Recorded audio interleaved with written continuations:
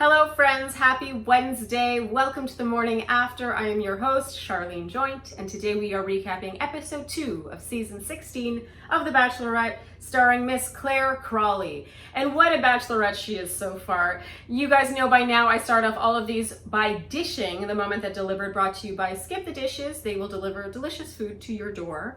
And I don't think my moment that delivered is any surprise. You guys totally knew what my moment that delivered would be. It was when Claire sent Brandon home during their group date cocktail party conversation. There was no hesitation on her part. You know, there's been a lot of hype around Claire of her being so empowered and for knowing what she wants, but it has mostly been a lot of talk and not a lot of action.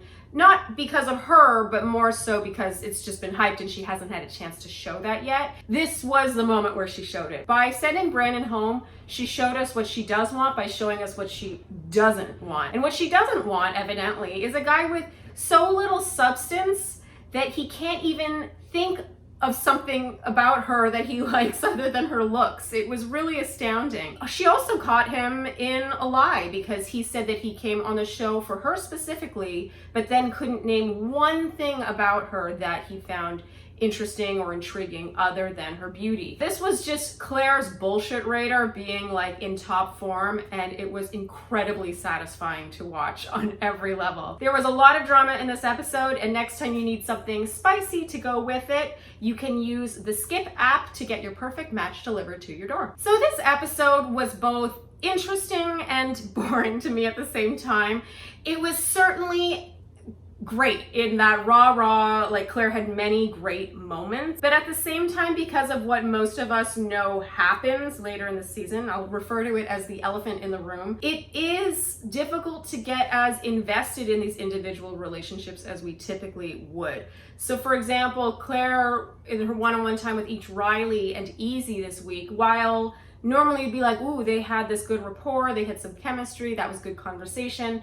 Instead, you're kind of like, yeah, I mean, it's fine, but it's nothing compared to Dale. So the first group date, the love languages group date, I've got to commend the powers that be for making this work as well as it did. You can see how they've had to get creative. They don't have an amazing venue. They don't have live audiences. They can't bring in celebrity guests. Under the circumstances, I thought this was pretty well done. Obviously, Riley really stood out on this date. I think he earned his group date rose. I liked his slow dance to Boys to Men. I thought that was sweet. And I thought he came across really smooth, but in an understated and not trying too hard way. But nonetheless, you always still have to compare it to Dale, and did what they shared really compete? No. So Jason has his one-on-one date, the first one-on-one of the season. You know, there were nice moments on this date, certainly, but I found this kind of forced, and I feel like my takeaway was supposed to be feeling moved by how much they bonded and opened up to each other and how vulnerable Jason made himself.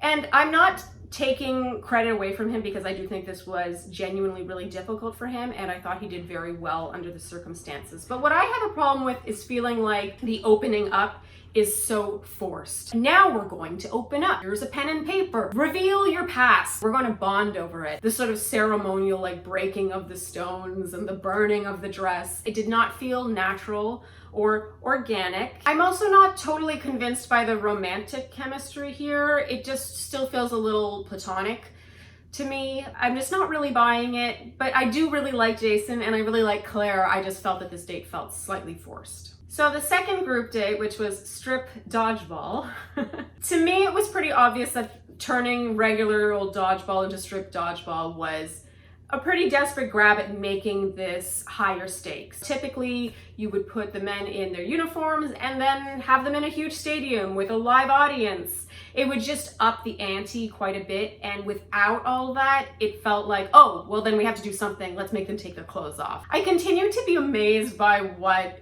is acceptable in terms of what you can make contestants do. I do think they've gotten slightly better with objectifying women on The Bachelor. There's at least better context for those situations. Like when they have the women stripped down, it's more like, oh, we're doing a photo shoot, or oh, this is a fashion show. And then even then they get to pick their swimsuits or their outfits or whatever. Meanwhile, in this scenario, it was just like, take your clothes off.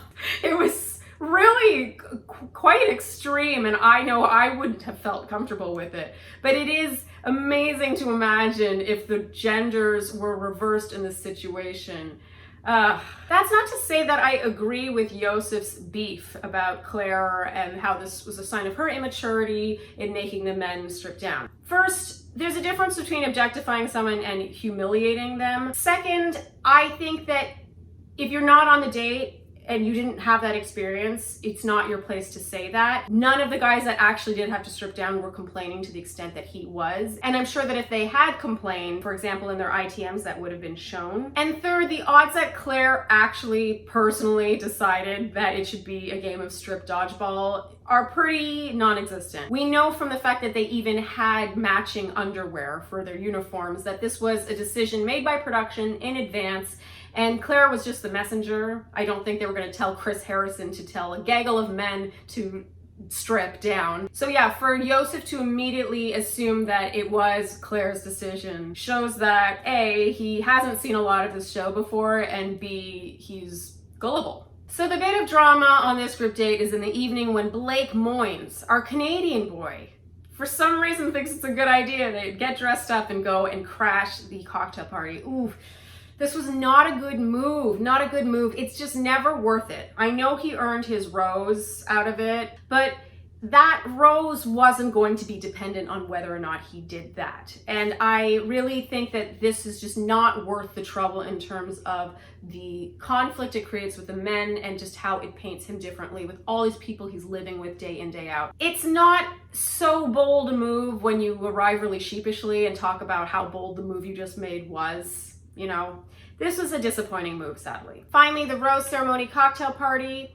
Not a ton to say here. It was just a whole lot more of Dale, Dale, Dale. All caps Dale, from the rooftops Dale. It's all about Dale. I kind of wish they were a little lighter handed with telling us about her connection with Dale, because we can see it. It's obvious. Just show us the footage of them together and it's a beautiful thing. But when you keep telling us in addition to it, it's less interesting. I'm amazed that I'm saying this, but it's true. I am not as invested in her time with other guys. It just sort of feels like we're biding our time until the elephant in the room arrives. So that's it for the morning after. Thank you guys for tuning in. Be sure to leave your comments and let me know what you thought of this episode. Did you agree, disagree? And be sure to read my Flare recap and my All the Pretty Pandas recap. There's a lot of recaps. And yeah, I'll see you guys here next Wednesday on the morning after. Bye.